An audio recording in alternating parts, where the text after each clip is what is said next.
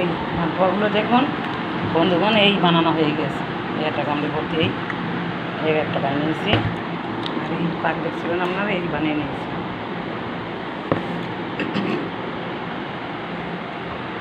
আর আজকে আর এই পনিরের তরকারি, এই দেখুন পনিরের তরকারি করেছি। আজ বৃহস্পতিবার, নিরামিষ আমাদের। এই আর সন্ধ্যাবেলা তো আলুর দম করবো আর ওই লুচি করবো। মালপোয়ার মেনু এইটা। মালপোয়ার এই তালের পাল, তালের পাখি, এটা আটা ময়দা, এটা চালের গুঁড়ি, এটা নারকেল, এটা চিনি, আর এটা একটু চিড়ে দেবো, একটু চিড়ে নরম হয় পিঠেটা ভালো। আর সুজি ভিজে রেখেছিলাম অনেকক্ষণ, সুজি আর একটু দুধ পাউডার, টেস্ট হয় ভালো মালপোয়াগুলোর।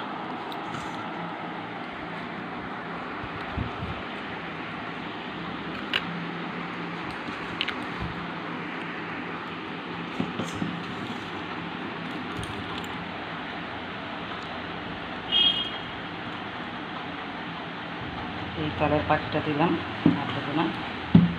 এইভাবে দিয়ে কিছুটা নারকেল দেবো।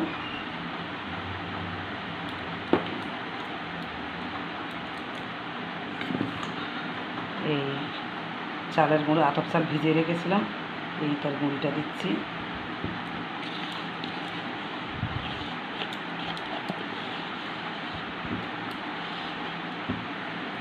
আর এটা চিড়ে ভিজিয়ে রেখেছি, চিড়েটাই দিচ্ছি।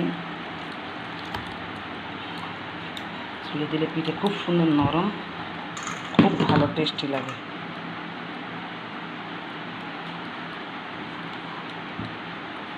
এটা সুজি দিলাম, এটা সুজি ভিজিয়ে রেখেছিলাম, সুজি দিচ্ছি। এই আর তালের এই পাখিটা রেখে দেবো না, পুরোটা দিয়ে দিই, ভালো লাগবে খেতে। আর এটা কালকের ফুটিয়ে রেখেছিলাম, এই একটু লেগেছে তলায়। তালের পাখিটাই গরমে কাল করে রেখে দিয়েছি। আর এটা হচ্ছে আটা আর ময়দা।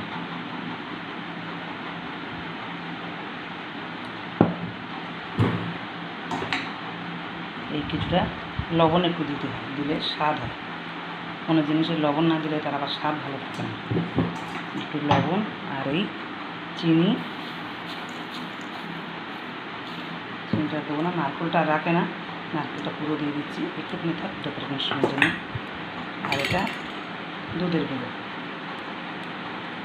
স্প্রে দুধ, দুধের গুঁড়োটা দিয়ে দিলাম।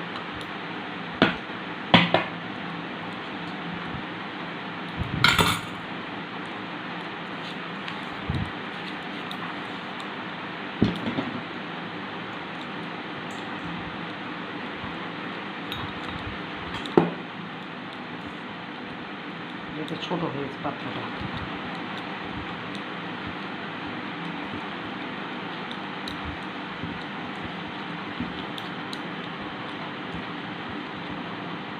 এই পিঠেটা খুব সুন্দর নরম, খুব টেস্টফুল হবে। এতগুলো জিনিসতে পরে খুব ভালো লাগবে।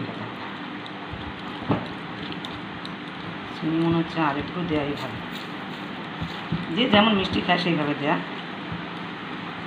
মিষ্টিটা একটু কম থাকলে সবাই পছন্দ করবে। বাচ্চারা একটু মিষ্টি বেশি খায়, কিন্তু বড়োরা তো মিষ্টি বেশি খায় না, এখন সব সুগারের সমস্যা।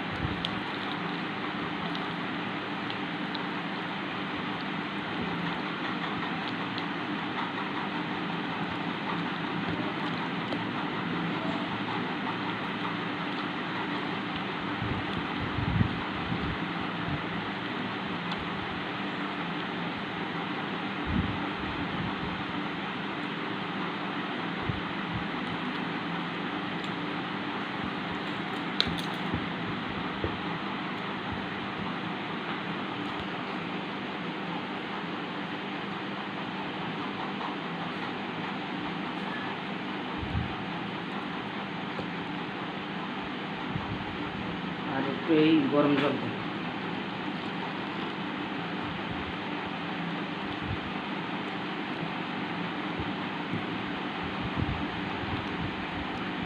গরম জলটা অপেক্ষা করছি, গরম জলটা দেবো বলে এই গরম জলটা দিয়ে দিলাম।